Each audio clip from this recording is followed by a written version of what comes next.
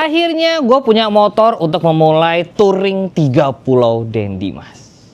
Karena gue tuh kan anaknya touring banget kan. Nama tengah gue aja tuh Den Touring Dimas. Jadi emang jiwa touring gue tuh meledak-ledak selama ini, ya kan. Kemarin gue touring ke Sumba, ya kan. Terus tahun lalu touring di Toba, ya kan.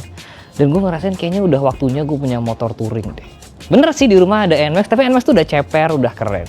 Ada Vario, tapi itu buat Jumawa. Mio juga buat Jumawa. Stylo buat drag race. Jadi gue tuh emang belum punya motor touring sebenarnya. Ini motor yang bener-bener buat touring, gayanya touring, ya kan. Jadi akhirnya gue ngambil motor satu ini. Ada yang bisa nebak gak ini motor apa? Ketika gue milih motor ini, konsiderasi gue yang paling pertama adalah gue nggak mau direpotin sama motornya. Bisa sih gue touring pakai R90-nya atau pakai Sportster-nya gitu ya. Tapi gue malas direpotin. Motor gede ya kalau dipakai touring ganteng sih emang. Cuma kalau awal parkir ya kan, atau misalkan kejebak di salah jalan, muter balik, parkir, aduh itu ribet banget gitu. Jadi gue nggak mau direpotin sama motornya. Kedua, motornya bentuknya harus rugged. Harus keren. Terus yang ketiga, kalau misalkan kenapa-kenapa, cari spare partnya gitu ya, itu nggak ribet teman-teman. Kalau misalkan pakai GS gitu ya, kita touring, itu ntar kalau misalkan amit-amit kenapa-kenapa di tengah hutan belantara Amazon gitu kan, gue rencana touring ke Amazon nih gitu kan. Susah cari spare partnya tuh. Jadi gue nyari motor yang tidak repot lah. Spare partnya harus banyak di mana-mana. Dan yang keempat nih, yang paling penting ya, tadi kan udah tuh, tidak repot, rugged, gak ngerepotin. Dan keempat yang paling penting, nggak usah mahal-mahal teman-teman. Karena kalau misalkan terlalu mahal, touringnya jadi agak kayak was-was gitu. Aduh, gue takut ini, takut itu, takut ini, takut itu. Jadi cari yang harganya yang masih oke lah untuk di kelasnya. Jadi kira-kira udah tahu belum? Gua ngambil motor apa nih?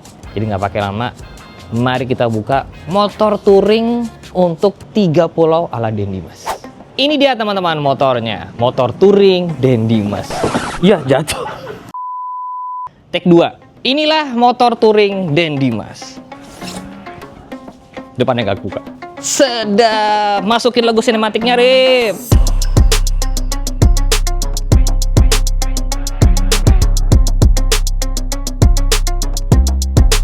Yes, ini dia teman-teman. Motor touring gua ADV 160.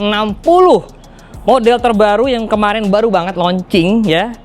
Kenapa yang ini? Oke, mari gua jelaskan. Poin yang pertama, gue nggak mau direpotin sama motor. Ketika kemarin gue touring ke Sumba, gue kan pakai PCX 160 yang Roadsing. Motor yang kira-kira ya 90% mirip sama inilah. Karena ini sebenarnya lebih panjang sedikit dari ADV dan lebih berat 1 kilo doang. Disitulah gue ngerasain touring pakai motor 160. Itu sebenarnya enak banget. Gue masuk-masuk ke jalanan jelek gitu ya. Masuk jalanan kecil gitu. Itu tuh nggak repot sama sekali teman-teman. Kalian bisa lihat sendiri klip-klipannya ya kan. Gue masuk muter balik kayak.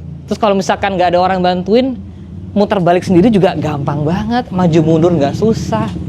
Tuh di situ gue bener-bener kayak wah, ternyata senyaman itu touring pakai motor yang cuman 160 gini tuh udah cukup banget. Nggak mungkin juga gue lari 120, 130 tuh nggak mungkin teman-teman. Most of the time jalan juga paling larinya berapa sih? 60, ya kan? 50. Ini mesinnya udah lebih dari cukup, beneran lebih dari cukup. Poin kedua adalah bentukannya harus rugged, ganteng. Nah ini sangat-sangat rugged teman-teman. PCX itu keren, NMAX itu keren. Cuman ini emang lebih adventure ready banget gitu kan. Kaku-kaku, gede ya kan. Terus ada kayak aluminium brushnya. Terus ada fitur-fitur kayak windshieldnya bisa diginiin, naik turunin ya kan. Memenuhi kategori itu tuh. Bener-bener rugged looks, cocok banget untuk membelah hutan Norwegia.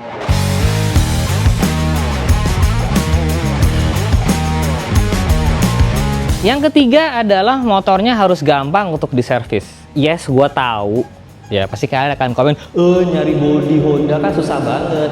Ya betul, gue udah ngerasain waktu bangun Vario kemarin. Tapi setidaknya nih ya, misalkan CVT-nya, beltnya, gitu kan. Yang fast movingnya, itu cukup gampang lah, cukup mudah. Persamaannya pun juga ada CX gitu kan. Dan beberapa parts lagi mungkin sama aja kayak Vario 160 atau Stylo 160. Nah, dari sisi itunya, itu membuat gue cukup tenang kalau misalkan nanti gue ingin touring 10 hari keliling Sulawesi, teman-teman. Gitu. Karena pasti gue yakin banyak banget spare part Honda di Pulau Sulawesi. Poin keempat, harganya harus oke. Makanya, kenapa gue ngambil Honda ADV 160 ini yang tipe paling bawah, teman-teman. Cuma 39 juta rupiah. Tipe ABS di atasnya kalau nggak salah 41 dan tipe roadsingnya kalau nggak salah 42-an. Jadi ada selisih sekitar 3 jutaan. Gue mikirnya udahlah yang paling bawah aja. Gue tinggal belanjain 3 jutanya itu nanti buat aksesoris gitu. Atau beberapa ubahan yang untuk menunjang touring gua 1 hari keliling Kalimantan pakai ADV 160, teman-teman. Ya, itu dia. Kenapa alasan gue pilih ADV yang paling bawah. Jadi nggak pakai lama, mari kita unboxing. Apa sih yang didapetin kalau beli motor Honda baru? Terakhir gue punya motor Honda baru itu Stylo atau Vario ya? Stylo. Yang mana itu udah 3 tahun yang lalu, 4 tahun yang lalu. Masih dapat helm gratis guys. Kita lihat helmnya. Apakah ada peningkatan kualitas dari helm gratisan Honda? Masih sama kayak dulu teman-teman. Masih sama dari helm-helm Honda zaman dulu. Yang mana ya udah begitu aja. Helm lumayan kerupuk. Helm yang kalau misalkan lagi hujan, kalian harus nonton video gua yang ngetes helm.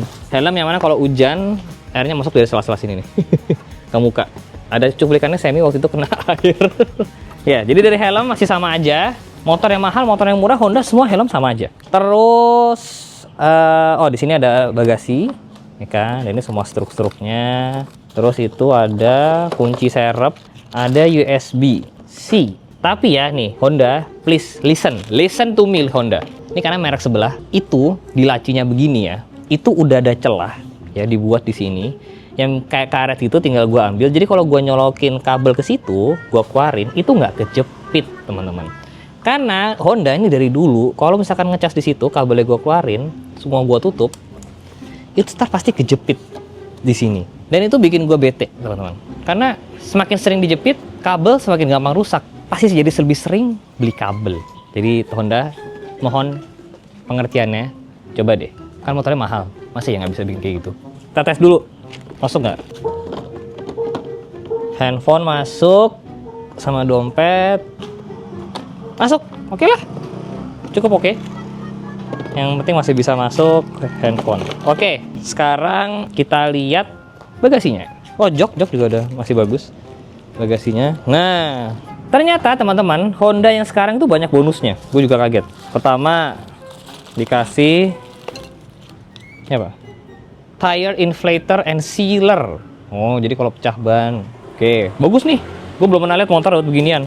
Biasanya cuma di mobil doang. Dapat P3K, cimit banget P3-nya. Lucu banget P3K-nya. Dapat jas hujan. Tuh. Main lah dapat jas hujan.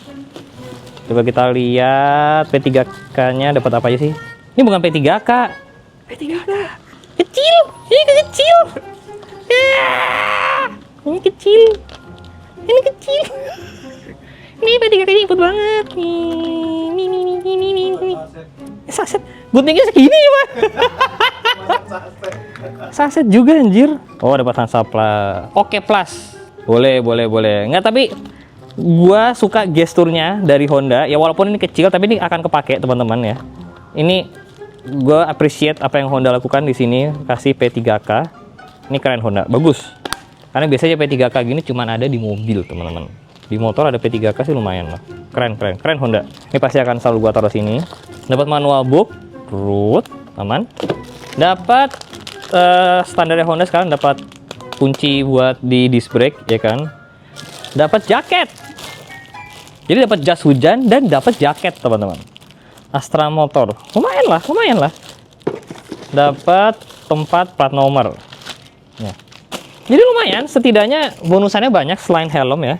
Oke, sekarang kita coba nyalain dulu. Ini hal lain yang bikin gua agak salah. Dapat bensin cuma 2 liter. Jadi ini kedap-kedip. Nah, ini sama nih kayak yang versi sebelumnya. Nah, Honda itu kalau mau nyalain itu nggak bisa cuma rem sebelah kanan. Tuh. Harus rem yang sebelah kiri.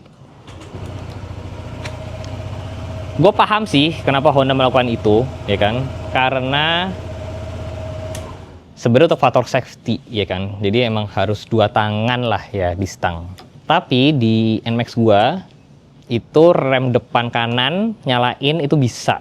Yang mana sebenarnya itu lebih nyaman, ya kan? Jadi emang sih 2 tangan gini lebih safety. Tapi sebenarnya tangan kanan depan di sini nyalain, nggak tahu ya. Menurut gue sih safety-nya mirip lah ya, sama. Tapi jadi lebih nyaman aja. karena kayak gua nggak harus begini gitu. Kadang-kadang kan kita sambil bawa apalah harus kayak gini gitu. Jadi ini motor, nah coba kita nyala, duduk. Nah, ADV itu memang lebih tinggi. Hal lain yang bikin gue lebih suka ADV daripada PCX adalah kakinya. PCX itu gue nggak bisa selonjoran kayak gini. Posisi gue kayak gini nih, selonjoran tapi kaki gue nekuk banget. Nah kalau di ADV tuh somehow selonjorannya lebih enak teman-teman. Posisi ridingnya lebih enak dibandingin PCX.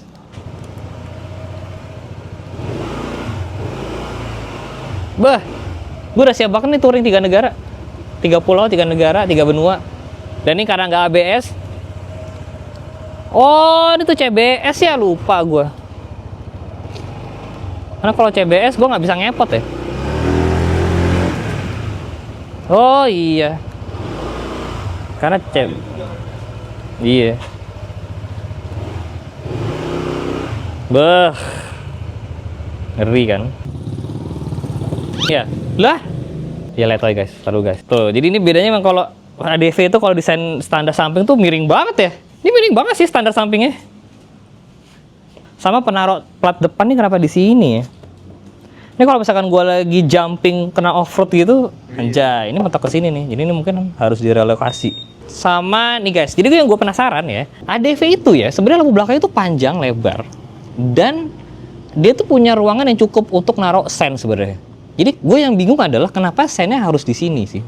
Mungkin ini keperaturan kali ya, gue nggak tahu juga deh. Bayangin coba ya, ini yang X ini jadi lampu rem, lampu standby dan lampu rem. Nah, lampu sennya itu di bagian dalam yang sekarang jadi lampu rem, coba deh. Nah, kalau itu jadi lampu sen ya, menurut gue keren loh. Tuh. Ya ini sih sebenarnya dimodifikasi di tempat-tempat yang biasa bikin bilet, itu sih nggak susah sebenarnya. Tapi tuh, kalau misalkan itu jadi lampu sen, bagus banget loh menurut gue. Lebih keren. Hal lain yang gue suka dari ADV itu juga peleknya kayaknya cuma dipakai di ADV doang. Dan menurut gue ini peleknya keren. Bukan jari-jari sih, tapi menyerupai jari-jari. Bentuknya rugged banget. Terus sama shocknya. Nah, shocknya ini beda juga sih sebenarnya sama ADV. Bentukannya beda, lebih rugged. Jadi sebenarnya kalau ditanya ADV sama PCX bedanya banyak sih, lumayan banyak sih. Secara wheelbase dia lebih panjang, konstruksi sasis sedikit berbeda. Berat lebih berat 1 kg. Posisi riding juga lebih tinggi, ground clearance lebih tinggi, bentuk shock beda, bentuk pelek beda. Bentuk knalpot juga beda. Ya, bentuk knalpot juga beda. Jadi memang ya motor ini sih atau ya kalau gua sih dibandingin PCX lebih suka ADV ya. Atau kalau menurut kalian lebih suka yang mana guys? PCX atau ADV? Hah, gimana kalau kita tes ride bentar yuk? Keliling komplek aja. Yuk, kita tes ride.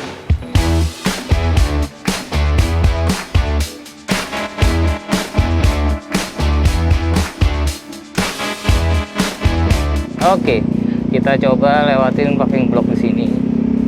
Anjay, simulasi jalanan jelek, anjay. Aduh, bener sih suspensinya enak sih. Posisi ridingnya emang lebih enak sih. Tuh. Wow. Posisi ridingnya enak, suspensinya enak. Cuman emang joknya tipis, keras joknya. Aduh, tapi kalau suspensi emang lebih enak. Posisi ridingnya enak, tegap gitu loh. Posisi ridingnya emang kayak bawa motor laki gitu rasanya feel-nya. Nah, kalau buat berdiri gini emang lebih enak daripada PCX nih. Ya, posisi berdirinya gini lebih enak daripada PCX. Sedap. Tuh kan. Ya, suspensi enak. Jok aja keras. Berarti emang harus diutak-atik ini joknya. Kita coba pengeremannya rem depan. Nggak suka gua rem depannya. Rem belakangnya.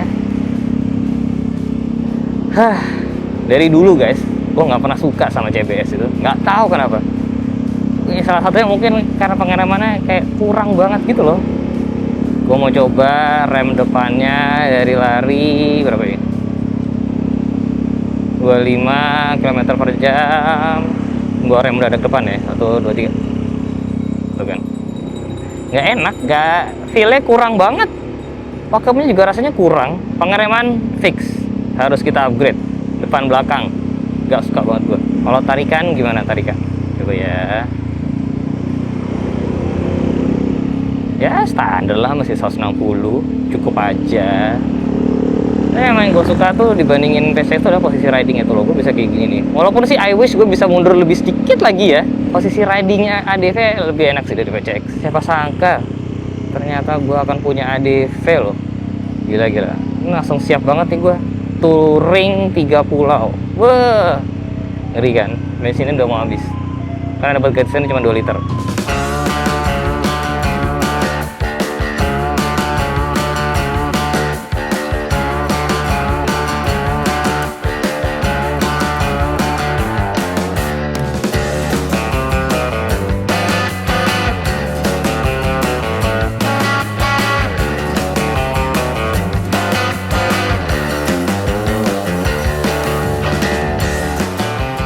Jadi nextnya kita akan segera modif motor ini. Gue butuh saran dari kalian. Coba deh apa yang dimodif. Kalau dari gua sih, jok pasti akan gue otak-atik, sama rem akan gue otak-atik. Suspensi gue nggak tahu. So far masih nyaman banget. Sama gue kepengen itu tuh layar yang bisa nampilin Apple CarPlay di sini. Nah kalau kalian ada saran modif ADV kayak gimana, coba deh tulis di bawah. Atau kalau kalian punya saran kombinasi, misalkan roller berapa, pernya berapa, tulis deh di kolom komen di bawah, apa sih updatean yang gua perlu di motor ini. Kayaknya sih modifannya nggak akan kayak bore up atau apa gitulah ya, karena kan gue mau touring 3 pulau nih, jadi motornya harus prima terus. Gimana menurut kalian? Tolong tulis saran kalian di bawah. Jangan lupa di like, jangan lupa subscribe. Saya Sevi Jalan, see you next video guys, bye bye.